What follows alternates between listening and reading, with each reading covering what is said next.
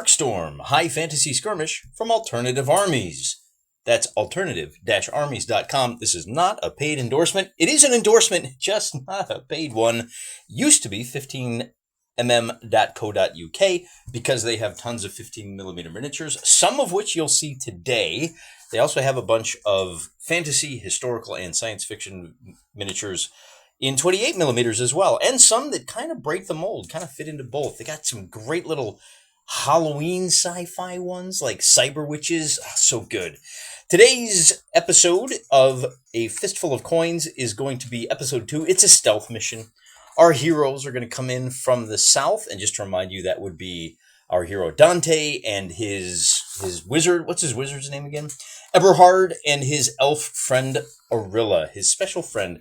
They're going to be coming in from here, and the bandits who have kidnapped the princess are set up in a ruined castle. My table won't look quite this nice. Well, I mean, it'll look better than this, obviously, because it'll have actual 3D terrain on it. Let's just set it up. I'll explain how it works. It'll look a lot nicer than just my fat fingers. I flipped things around just a little bit to make it easier to film. Don't worry, the proportions are all the same. Our heroes are going to start in the bottom left-hand corner. They're just coming out of the woods over here on the left-hand side of the screen. And you can see we have Franz and Fonzo, the hunting dogs. Fritz made a full recovery, or he will. Our heroes bandaged him up. He's badly wounded, can't participate in this fight. They'll come back for him later. Orilla the elf, Eberhard the wizard, and Dante the hero are sneaking up to the bandit camp over here in the ruined keep. Now, the ruined keep is going to be interesting. All of the walls that you see there are high walls. They block line of sight and movement. In order to climb over them, you're going to have to give up like 3 inches or too much to make it worthwhile, because as you can see, there's gaps all around. Now, the boys in charge over here are named Hugo Baldpate Human. He's a leader. He's got 2 wounds. This is Master Merchant Klaus. He's the one that paid to have the princess kidnapped. They're protected by Harr the Body Ogre. Now, this guy comes from Splinter Light Miniatures. He's part of their wizard pack. This guy comes from Demon World, the 15mm line, and this guy is actually an ogre from the 10mm Pendraken line. The orcs also come from Splintered Light, but our big dang hero here, old Dante himself, he comes from Alternative Armies. Lovely Dark Age miniature. I like that's freehand brushwork on his shield there. Don't you just love to see it in focus? Don't you just love to... There we go. Look at that, huh? Not bad. Not bad. And then I believe Eberhard is also from Splintered Light. So we got a little bit of Alternative Armies figures on the table. Anyway, Harr is going to start over here at the cooking pot, cooking up some man flesh. We've got 2 generic ruffians. I'm using orc figures that are making a circuit clockwise around the keep. And then I've got 4 sleeping pigs. And 1 sentry just hanging out, watching the main gate. He's in the gatehouse. What about these guys? They're going to start way over here. They're talking in hushed tones. And so what's the objective of the scenario? It turns out Hugo and Kohler start the game in a tent over here in this corner of the courtyard. We'll go ahead and bring Harr up just a scotch, and I'm going to put them on the base. Our heroes need to search that tent, but of course to do that, they're going to have to defeat all of the sentries. They do have the advantage of surprise, and there are special rules for moving around. For example, sight is limited to just 3 inches. If you can get close to a sentry and attack him and put him down in 1 activation, that's great. He doesn't raise the alarm. If he's still alive at the end of your attack, the alarm is raised. These guys will take 3 actions to wake up, arm, and equip themselves. Harr, Hugo, and his good buddy, what was his name? Hugo and Kohler will activate immediately upon sounding the alarm. Obviously, as the ones with the initiative, our heroes get to go first. At the end of the first turn, even though he started in the lead, Dante is having trouble keeping up. He's wearing heavy armor. He runs 2.5 inches. Again, I'm playing half scale, 15mm miniatures. I've sent the 2 doggos to protect Orilla. Her bow isn't going to do us a whole lot of good. She's an elf, but she doesn't have a bow. I keep forgetting she's got throwing knives. They only have a range of like 1.5 inches anyway. They're going to keep her safe. We want to have our wizard get up into the courtyard and drop a big boom boom spell. Maybe he can take out everybody in the courtyard.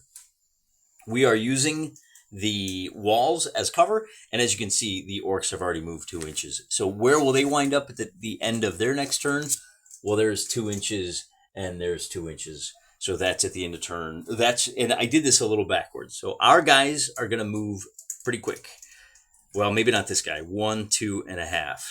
And then Arilla is going to get herself. She runs 6 inches. And our dogs, as you might expect, are crazy fast. When they run, they can move 7.5 at this scale. So we're going to bring her up to here. We're going to keep her more than 3 inches away from the sentry. They're using the fire for cover. And we'll bring them up to something like here. We'll actually keep the dogs right there with her. We'll probably camp them out right here to keep them out of the range of that big boom boom spell. And that's it. That's turn number 2. Being very patient, Dante waits for the sentry to come to him. See, he's hiding behind the wall there, no line of sight. He might be within 3 inches, but since there's no line of sight, we're going to allow it. If he decides to jump on this sentry right now, he's going to make a sneak attempt. Maybe he comes around this way. So what we do is roll a d6, and if the green die, the orc die, is higher than the white die, equal to or higher, then the alarm is raised, and we just proceed as normal. We're not going to do that, because our elf mistress has been stalking her own prey, and she catches up to him. She brought Fonzo with her, just in case, but he's got to stand back because he's not very good at sneaking. So Arilla is trying to sneak up on this orc, and because she's a sneaky elf, she gets to roll 2 dice, total them, and if these are higher than the green die, then she gets to make a sneak attack. That is at +2 on the cause wounds and -2 on the orc's resist wound. But again, if he outrolls her, which he did not, despite her terrible roll, then he would have immediately raised the alarm. So now she gets to make her attack roll.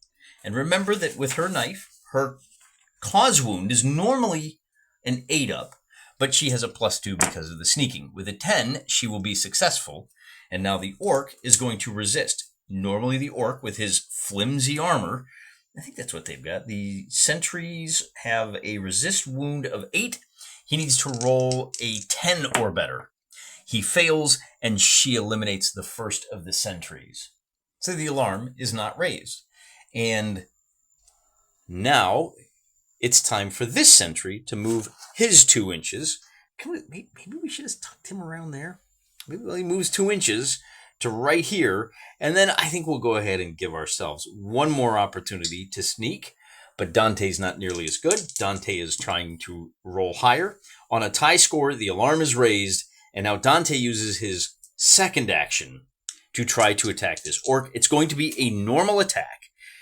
And first, I'm going to do everybody's moves on my side. And then we'll do, well, I should say Dante's side, really. So what is Marcus's action? Remember, this is a 2d6 roll above. And the modifiers here are modifiers to the cause wounds. So, for example, Arilla normally causes wounds on an 8 up, but she is at a -2 on that. So now she causes wounds on a 6 up because of the surprise. The orc would resist wounds normally, and I know it says humans, I'm using proxies, whatever. Normally resists on an 8 up, he only resists on a 6 up. So that's what the character sheets look like. And you can see she's got 1 wound plus a bonus wound because she's tough.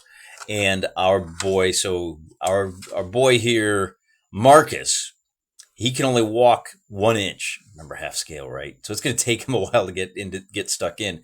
But he does have a 2-hand axe. That's pretty good. And he's got Leader Iron Skin, 6th Sense. So he's got some special abilities of his own.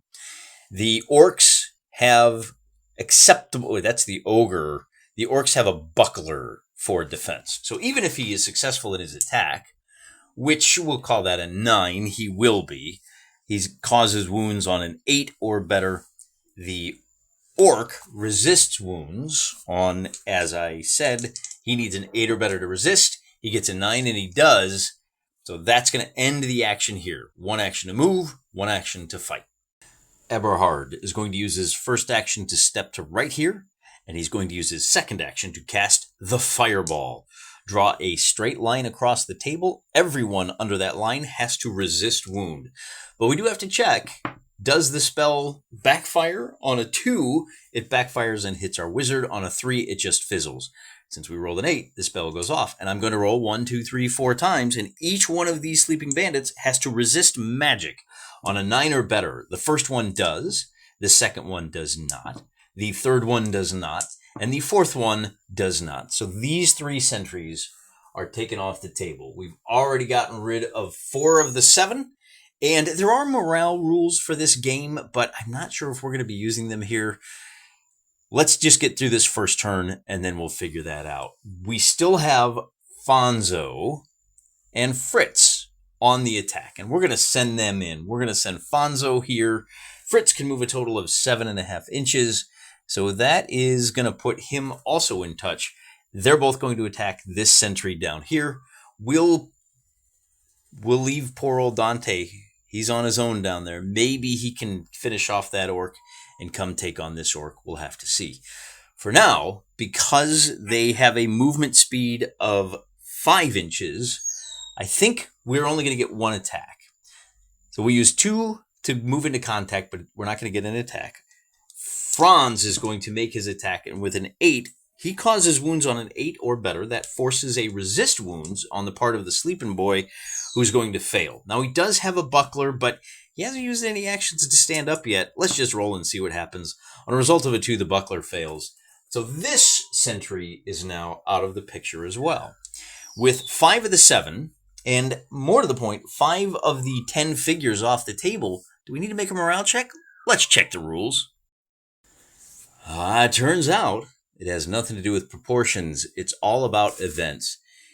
If a character is wounded and survives, or is within 6 inches of another member of their unit when they are killed, not just wounded but killed, or sees their unit leader killed, or suffers from a high-level spell that affects morale, or attacks a monster or a huge foe and fails to wound it, they should roll on this table with no modifiers. Now, most of our heroes have a -2 on this, so they're always going to ha on with the fray.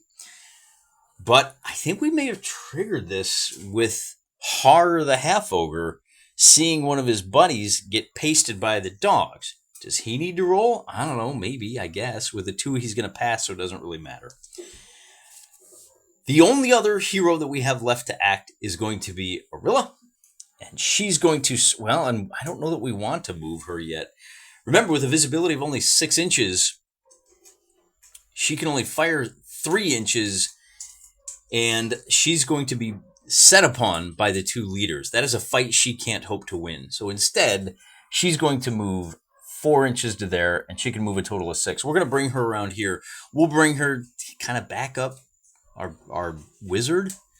I know it looks like we did a lot of damage in this first round, but this is where things start to get hard, because it's the bad guy's turn.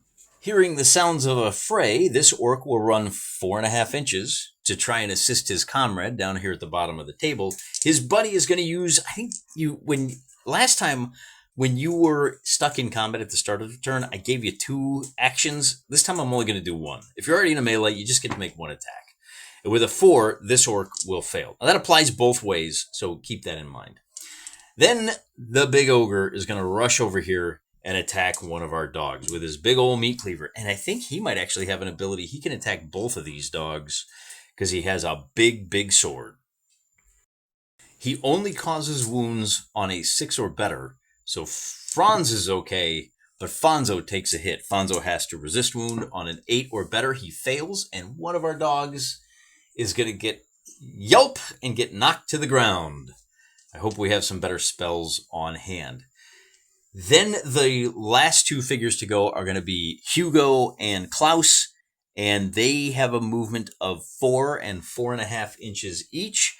I don't think they're going to be able to get to any of our heroes. Nope.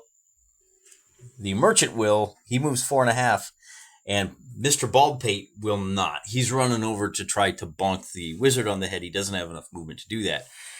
With a run, all that Merchant Klaus is going to be able to do is get into contact with the dog. And fortunately for them, that means that Mr. Wizard won't be able to drop any more of his area of effect spells. That will be the end of the turn for them, however. Which takes us to the next turn where our boss is trying to put down that orc that's got him. And with a 4, you're going to have to do better than that, big guy. I guess he's going to have to fight a 2-on-1 here pretty soon. Then our dog will, I guess we just have to try to ride it out. We're going to attack Mr. Ogre. We'll cause a wound. And Mr. Ogre's resist wound of 5 or better means that won't do any good. No wounds there. Oh, boy. Yeah, I don't know. It's not looking good, guys. Fortunately, our wizard can slide over here and cast... No, he doesn't have his Shock Blast spell anymore, does he? We'll have to cast Mist of Blindness on the big ogre. What does this do? It says... Altering the workings of a creature's body is not easy. Select one target up to 6 inches away. If they fail to resist magic, lose sight for 1 turn. Losing sight means reduction of 1 action. They may not run, and all attacks and defense are at a penalty of 2. Their ability to use spells and magic is not affected. All right, so first we see if it backfires. With a 4, it does not. And now Mr. Ogre has to resist magic, and with a 9, he does. He has a resist magic of 9 up. So the last thing we can do is bring our elf over here and take a shot with our dagger at Mr. Baldpate. With an 8, she will cause wounds. She's not great at it. She causes wounds on an 8 or better, and she hits Hugo, who's got 2 wounds, and he resists wounds on an 8 or better, and he does. And now he's been alerted to her presence, and he will move over and attack her back. It is, of course, their turn. On a 9, he will be successful. On a 10, she will resist her wound. And now we have 2 attacks on the dog. The merchant is going to roll to cause a wound, and our dog will fail to... Oh, he will resist wound. He resists on an 8. Now, Mr. Ogre is also going to attack, and with a 7, he is going to cause a wound. He's very strong. He causes on a 6, and this time our dog is going to fail. And now we will not have the use of those 3 dogs in Chapter 3 of our mini-campaign. However, that does buy a little bit more time. Maybe Eberhard is going to be able to drop a bigger spell. Anyway, so we have 2 orcs down here, one of whom, is he close enough? The orcs have a walk speed of 3 inches. He is within 3 inches, so he's going to bust into here and use his first action to attack our hero. With a 7, he will fail. Now, the second orc to attack is going to have a bonus to his roll, but a 3 won't do anything anyway. Play flips over to our heroes, and now Dante is going to roll to attack. He gets an 11, so he hits one of the orcs. The orc is going to try to resist and fails. Now, the orc does have a buckler, so we roll, and on a 1, the buckler is successful, but it's gone. So this orc can't resist wounds with his buckler anymore. So that's it. He made his save, but it's kaput. All right. Now, Arilla is going to try to fight her way free. She has a 7 to cause wounds. She fails. And now Eberhard is going to run. Kind of. He's going to back up. He's going to hit these 2 figures with lightning forks. It's a very powerful spell, but it has an area effect. He can fall back 3 inches to here and then drop that spell right there. And if it doesn't backfire, which it does not with a 6, both figures have to roll.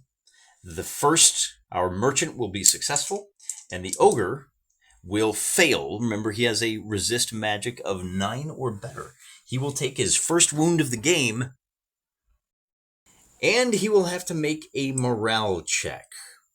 Looking for a 5 or 6 to drive him off. A 3 won't do it. The Mr. Ogre does not get his armor save on the spells.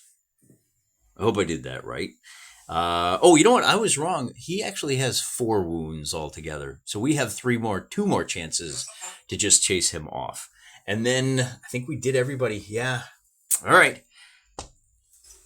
Maybe that could have gone better. Now we have 2 attacks down here, and the white dice are going to be at +1. We're looking for an 8. This will be successful.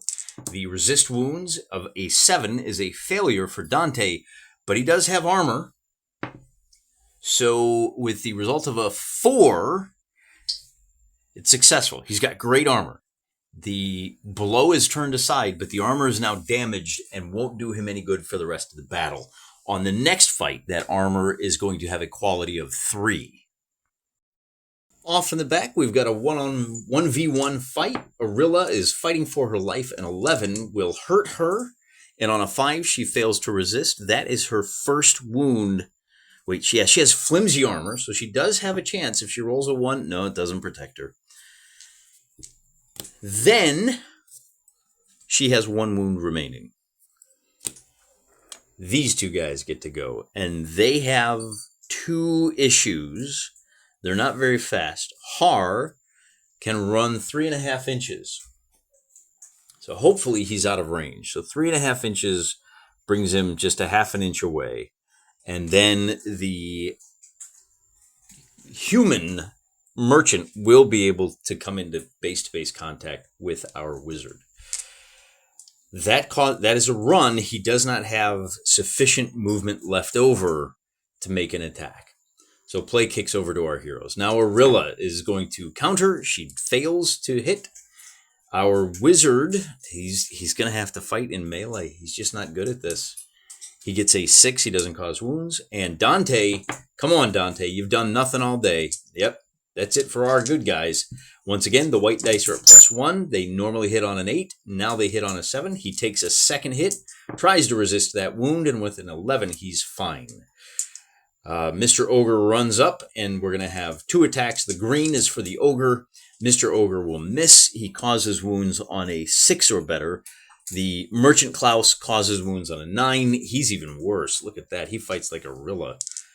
And then we have a miss for that guy. And I think at this point, the game may devolve into just a series of back and forth fights. We lose a lot of the tactical aspect of these miniature war games. It's just going to be a whole bunch of roll-offs to see who wins. But hey, sometimes that's just the way these games devolve. I warned you, killing all the orcs wasn't going to make that big a difference. It occurs to me, the miniature is a little wrong. It's not WYSIWYG. Dante is wielding a 2-handed axe. He doesn't have a shield, otherwise I would have rolled for that in addition to the armor. But he can't attack both of his foes at the same time. So I've got 2 sets of dice here, looking for an 8. He's going to score a single hit. I should have declared which guy he was attacking. Well, let's roll to resist wounds first. That's a failure. And then we'll roll 1, 2, 3, 4, 5, 6. So the 1, 2, 3, he hits the orc who had already lost his buckler. And we're down to just another one. Now, we'll roll the white dice are for Arilla. Fighting for her life, she gets a 7. And look at that, our wizard attacking the... Let's attack... Should we attack the ogre? No, we're going to attack the master merchant Klaus, who resists wounds on an 8 or better. With an 8, he will resist. So the big boom boom doesn't do any good. And then I can't remember if I rolled for Arilla or not. Well, she missed anyway. So now the orc gets to attack down here all by his lonesome. He's going to pull off a successful attack, but our armored boy will resist. Now this gets... This I got to do this in the right order. The merchant attacks, and with a 7 he fails. Now the ogre attacks, and he actually hits on a 5 or better. So with a 5 he hits. Eberhard is going to resist wounds on a 8 or better. Look at that. He failed. And Eberhard has 2 wounds himself. Oh, Biscotti is excited as me. That means he's down to just 1 wound.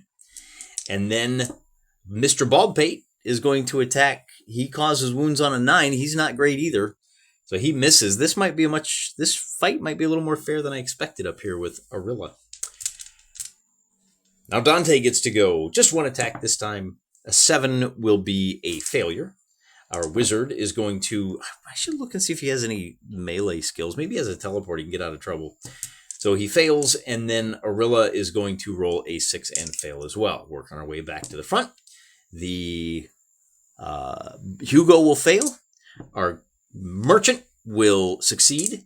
And with another failed roll, Eberhard goes down, and he is going to be out of the action as well.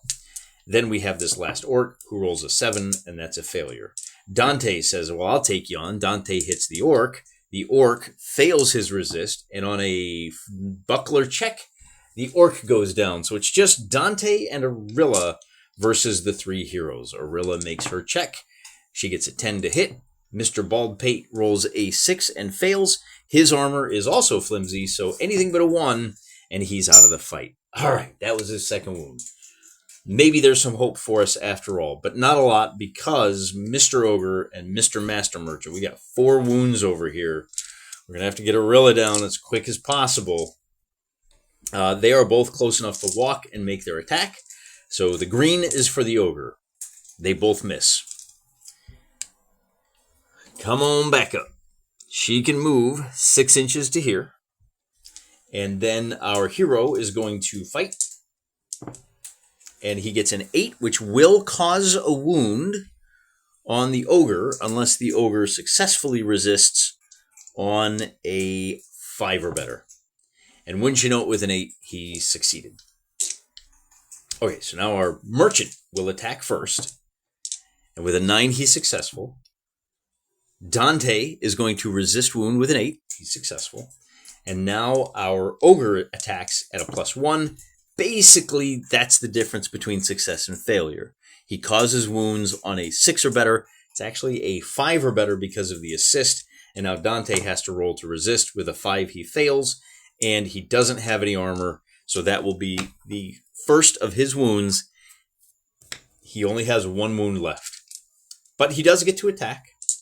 So we'll try that. He gets an 8, which is a success. The resist roll is a failure. Harr resists wounds on a... That's actually a success on a 5 or better. This guy is pretty impressive. I wonder if I'm missing any abilities here. Leader, Iron Skin, Natural Warrior, Sixth Sense. They're already factored in, so it doesn't matter. All right. Wizard, we probably should have attacked this guy to drive him off. Is Orilla close enough? She is still just a little too far away, which means Dante has 2 more attacks. 1 from the Merchant, which is successful. Wait, no, he causes wounds on a 9.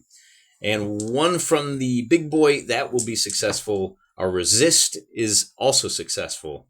So now finally on the hero's turn, Orilla can attack the Master Merchant. And she only causes wounds on a really high number, so she fails. But now on the 1v1, our big boy is going to miss. So the Ogre counterattacks and hits. And with a 10, we resist the wound, which is good because our armor is gone. The Master Merchant will roll and fail to hit. Orilla counterattacks, succeeds in causing wounds on an 8. And the Merchant will fail on a 4. He has no armor, so he will take his first of 2 wounds. And then Dante. Come on, Dante. Got to make up for your lack of trying earlier. An 8 will be successful. Looking for a low roll here. With a 3, he succeeds. He does a 2nd wound to Mr. Ogre. Let me grab a wound chip here. Mr. Ogre is half dead. And if we can get a 5 or a 6, we may be in business. A 4 won't do any good. Mr. Ogre attacks back, but now he doesn't have the +1. So the Ogre, I'm just going to roll them both. The Ogre is hitting on a 6s, and we're resisting on whatever. So success and a success means no effect. Likewise, I'm just going to roll. The green are attacking for the Master Merchant, which will be successful, and a failure for... Master Merchant wounds. Oh, he causes on a 9, so that's a failure. We don't have to worry about those dice. Okay, again, Orilla is going to attack. She will succeed, but the resist will succeed. Now, so I'm just going to... Green is always the attackers. Dante will attack. He fails. The white dice, not even necessary. Okay, now it's time for Mr. Ogre to roll. He will succeed in his attack roll, but Dante will also succeed in his resist. The Merchant will fail. Orilla will succeed. The Merchant will fail, and he goes down for the count. Dante winds up, and he fails to hit, so I don't even have to look at the white dice. And the Ogre now makes his attack. Mr. Ogre will succeed, but so will Dante. Orilla gets stuck into the fight. Now, Orilla is going to attack first because it's less likely that she hits. But just by attacking, and she failed to hit, but just by attacking, she makes it more likely that turns this 7 from a cause wound, from a miss to a hit. It reduces the target number to 8, and that's going to do another wound with this failure of the defense die. On a 5 or a 6, on a 6, the ogre runs away, and we have won a long and difficult one. Does he run away? Let's just check that morale bonus. This is for bad guys, for monsters, for NPCs, and Arilla and Marcus both have inspired anyway. So like I said, they don't really care about morale checks. They're just going to shrug it off. Run for the gods. The character must spend 1 activation running towards the nearest table edge. If they leave the table, they are, what does it say? They are killed and lost. The leader doesn't take any morale tests. Yeah, our Mr. Ogre is not a leader. So if he runs, how fast is Mr. Ogre? He's going to run 4.5 inches. That's going to put him 4.5 inches away. And of course, I can't really film that so good. Basically our heroes, at 4.5 inches. Oh boy. Okay. This gets interesting. Because it's nightfall, he runs 4.5 inches away. And that means Dante, in hot pursuit, is only going to be able to close the distance to a tune of 2.5 inches. So we move him up to here, and Arilla will pause just a little behind, which means with just 3 inches, she can throw one of her knives on their activation. And with a 6, she's going to fail. But that does mean that Mr. Ogre is going to be able to rush back in and attack our hero and hit with a 9. Our hero will succeed in his resist wounds. Is he? No, that's going to put our hero down. So Dante now is dead. And Arilla is questioning her life choices. She will fall back to 3 inches, make another attack, and with a 9, she is successful. I kind of reversed my dice here, didn't I? And with a result of an 8, Mr. Ogre is... I think this campaign might only go 2. That's too bad. I should have had... You know what I should have done while they were distracted? She could have gone and searched the tent over there, found out where the princess was, and we could have just run from Mr. Terrifying Ogre. Mr. Terrifying Ogre is still going for it. He misses, and she will attack back. She'll hit, but he'll succeed. Now he attacks, and everybody succeeds. Now she attacks, and if by some miracle she hits, now she causes wounds on an 8. If this was a little higher, we would have failed. And this is what I mean by this is not looking good for her. He succeeds, she fails. She is now out of the picture, and Mr. Ogre is going to stagger away, wondering, well, no, he's going to come over here. He's going to finish his dinner, and then he's going to loot the bodies, and then he is ultimately going to be the winner of our little mini campaign. Way to go, Harr the Ogre, the Ogre Bodyguard. It says Harr the Ogre Bodyguard Ogre. Look at this. This is great. Yeah, this is what I love about this industry. I love about this hobby. Harr the Ogre Bodyguard Ogre. You gots to love it. So he has 1 wound plus 3 bonus. And, come to think of it, he could have been attacking both of his assailants. This was never going to go the way that our heroes wanted it to. I don't know what I could have done different, except maybe Dante rolling a little better early on, getting stuck into the... Maybe having everybody distract while Arilla searched the tent. But, just maybe not having that third dog. Maybe this is balanced for having all 3 dogs on the table. If we'd had 1 more wound on the table, it might have gone different. But as it is, hey, our campaign is over. And if you want to find out where the princess really is and what that third scenario looks like, jump onto alternativearmies.com. Take a look at a fistful of coins, 2-player scenario for DarkeStorme. I played it solo, but this is part of the deal is the battles are set up to be an even fight, regardless for whichever side you're on, which means it's interesting. And it doesn't offer any guidance or rules for what happens on the next scenario. Like I said, I would have done better to search the tent. Then I could have at least made the excuse that, okay, maybe these 2 escaped. Maybe Dante and Arilla can go find the princess. As it is, she's worm chow. Sorry, princess. Sometimes it's a hazardous job being a princess. Sometimes the bad guys win. Hopefully not in your life. I hope the good guys win wherever you're at. Because if you're watching this channel, you must be one of the good guys. You certainly have great taste in miniature war games. DarkeStorme. Very 90s, with, you know, very, very wild. The wild magic is not spelled with an I. It's spelled with a Y because it's more exotic. Give it a look. It's pretty cheap, and, you know, as you can see, it flows pretty good. Flows pretty quick. What are we at, about like 25 minutes in this video? Playing with the whole scenario? You know, an hour setup, take down, play the game. You can't beat it with a stick. Till next time, guys, I'm praying for you.